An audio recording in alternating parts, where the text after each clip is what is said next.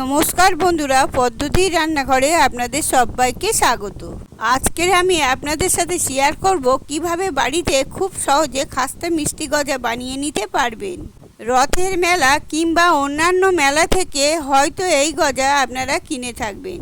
একে অনেকে কাঠি গজা কিংবা মুরালি বলেই থাকবে। এই মিষ্টি গজা একবার তৈরি করে 1 থেকে 1.5 মাস পর্যন্ত সংরক্ষণ করা যায়। মিষ্টি গজা তৈরি করার জন্য এখানে আমি একটি বোলের মধ্যে 2 কাপ ময়দা নিয়ে নিয়েছি, ওজনে 300 গ্রাম। দিয়ে দিচ্ছি খুব সামান্য পরিমাণে লবণ আর একদম সামান্য একটু বেকিং সোডা। সবটাকে ভালোভাবে এবার মিশিয়ে নিচ্ছি। পারফেক্টভাবে গজা তৈরি করার জন্য চিনির পরিমাপটা সঠিক হওয়া দরকার, আর তার জন্য বাড়িতে থাকা যে কোনো কাপ দিয়ে এই ময়দাটাকে মেপে নেবেন, যাতে করে চিনির পরিমাণটা সঠিক রাখতে পারেন। শুকনো উপকরণগুলোকে ভালো করে মিশিয়ে নেওয়ার পরে এর সাথে দিয়ে দেব 1 চামচ ঘি আর 4 চামচ তেল।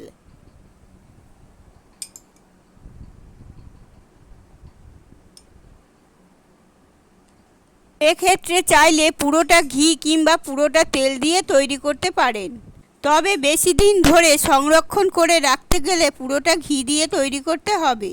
ময়দাটার সাথে ঘি আর তেলটাকে ভালো করে এইরকমই করে মেখে নিতে হবে।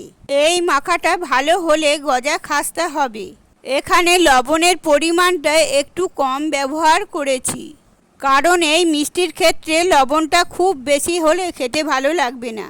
ভালোভাবে মেখে নিয়েছি, আর তেল আর ঘিয়ের পরিমাণটা সঠিক আছে কি না সেটা বোঝার জন্য হাতে করে কিছু ময়দা যদি মুঠো করলে একটা শেপ আসে, তাহলে বুঝবেন যে সঠিক মতো করে ময়নটা হয়ে গেছে।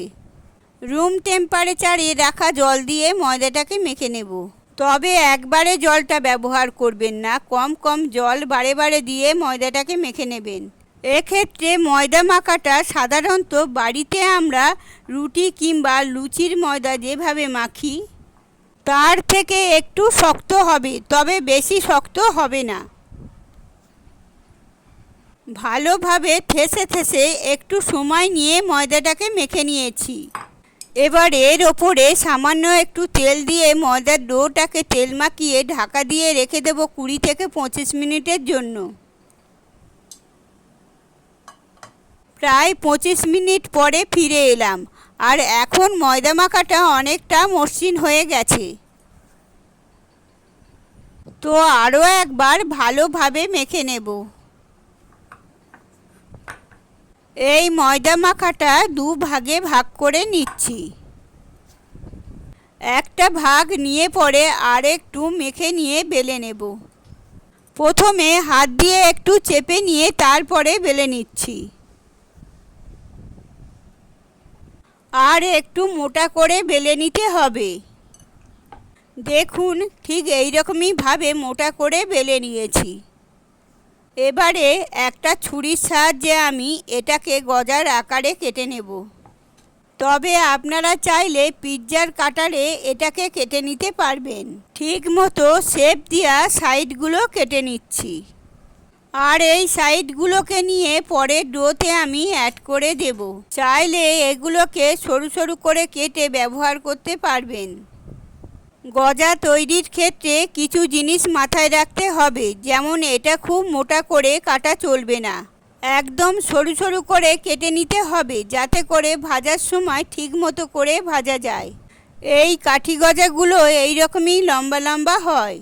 তো প্রথম ময়দার খণ্ড থেকে আমি সবগুলো গজার আকারে কেটে নিয়েছি। একটা কেটে নেওয়া খণ্ড দেখিয়ে দিচ্ছি। দেখুন, ঠিক এইরকমই হবে এই পিসগুলো। যদি একটু মোটা করে কাটা হয় সেই ক্ষেত্রে ভালোভাবে ভাজাও যায় না, আর খুব তাড়াতাড়ি নরম হয়ে যায়। এবার এগুলোকে একটা প্লেটের মধ্যে তুলে রাখছি।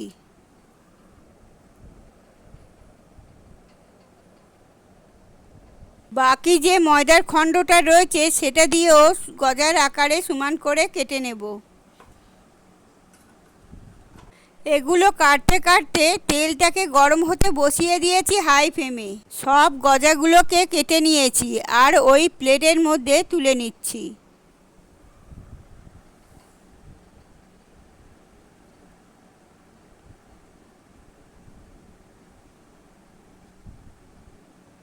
তেলটা খুব ভালোভাবে গরম হয়ে গেছে। এবার ফ্লেমটাকে একদম লোতে করে নিতে হবে। আর যে গজাগুলো করে রেখেছিলাম তার কিছুটা কেটে নেওয়া গজা এখানে দিয়ে দেব। সবগুলো একবারে দেব না, 3বারে আমি এগুলোকে ভেজে নেব। আর টেম্পারেচারটা খেয়াল রাখতে হবে, কারণ যদি বেশি টেম্পারেচার হয়ে যায় সহজে তাহলে ওপরটা লাল হয়ে যাবে আর ভেতরটা ভাজা হবে না। বেশ কিছু গজা দিয়ে দেবার পরে ফ্লেমটাকে এবার মিডিয়ামে করে নেব। আর খুব বেশি নাড়াচাড়া করা চলবে না, মাঝের মধ্যে একবার করে নাড়াচাড়া করে নেব।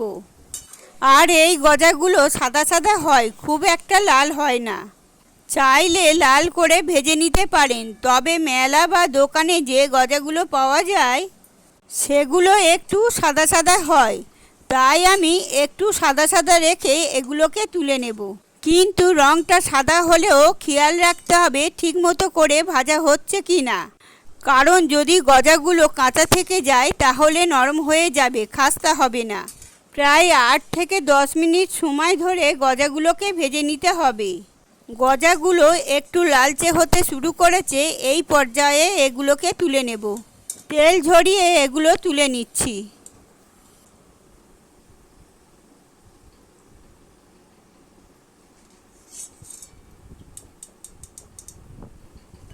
বাকি যে খাজাগুলো রয়েছে সেই খাজাগুলোকেও সেম প্রসেসে ভেজে নেব। এই গজাগুলো বেলে নেওয়ার সময় আমি কোনো লেয়ার তৈরি করিনি। দেখতে পাচ্ছেন গজাগুলোর কী দারুণ লেয়ার এসেছে। এই রকম যদি গজা তৈরি করেন তাহলে গজাগুলো বেশ খাস্তা হয়। বাকি যে গজাগুলো রয়েছে সেই গজাগুলোকেও সেম প্রসেসে ভেজে নেব। এবার এগুলোকেও তেল ঝরিয়ে তুলে নেব।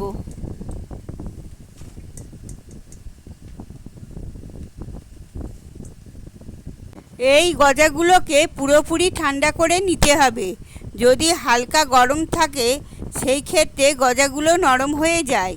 দেখুন গজাগুলো কীরকম খাস্তা হয়েছে। এই নোনতা গজাগুলোকে কিছুটা রেখে দিতে পারেন চায়ের সাথে খাবার জন্য। এবারে কড়াইয়ের মধ্যে নিয়ে নিচ্ছি যে কাপ মেপে 2 কাপ ময়দা নিয়েছিলাম সেই কাপ মেপে 1 কাপ চিনি নিলাম।